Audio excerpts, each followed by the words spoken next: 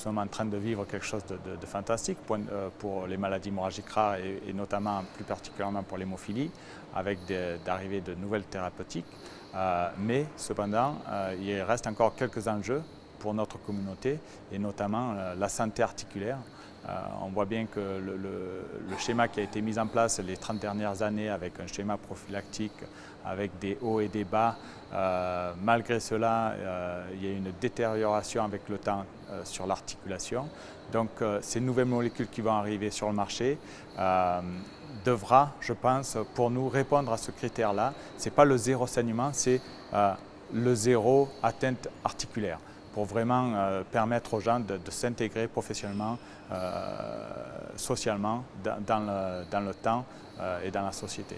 Donc bien sûr aussi l'arrivée de ces nouvelles thérapeutiques permet aux gens de vraiment avoir une vie professionnelle et sociale beaucoup plus, je dirais, développée, une intégration complète dans le système ou dans la société.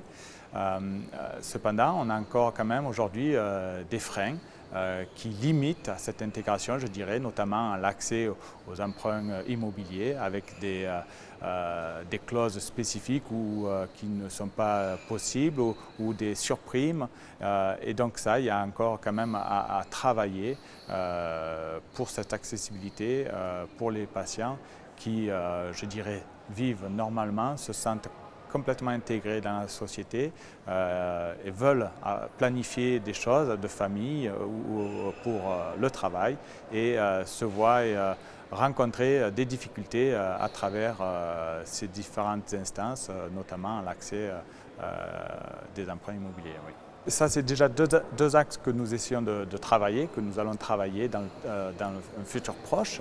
Mais il y a aussi l'accompagnement de ces nouvelles molécules qui sont quand même très novatrices, très différentes de ce que nous avons eu l'habitude de connaître dans le passé, où c'était le passé, il y avait un saignement, on injectait avant tout, quel que ce soit, un examen médical ou autre.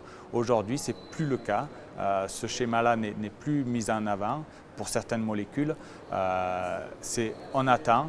On appelle son spécialiste, on voit, et s'il y a besoin d'une injection, d'un apport d'un facteur anti-hémophilique, c'est lequel, à quel dosage, et ce qui engendre un réel changement.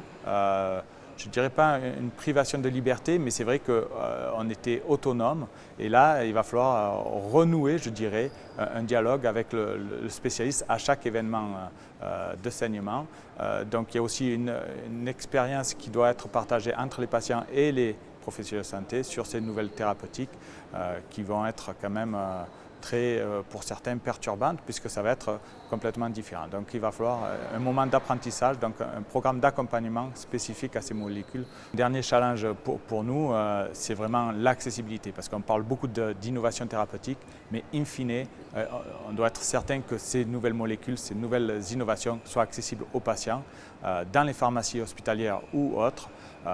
Et là, on a des exemples concrets où certaines molécules ne sont pas accessibles. Donc on se pose vraiment la question et on doit vraiment travailler ensemble sur ce problème-là.